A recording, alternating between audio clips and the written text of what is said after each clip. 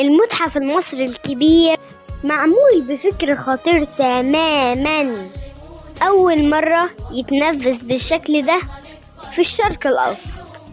معمول على مساحة أكتر من 500,000 متر، يعني قد مدينة صغيرة، وكل حاجة محسوبة بيه بالملي، من أول الإضاءة لحد طريقة العرض. المتحف معمول على شكل مثلث بيواجه الأهرامات وكأنه بيكلمهم، وده اللي خلى التصميم يبقى مزيج ما بين الماضي والمستقبل.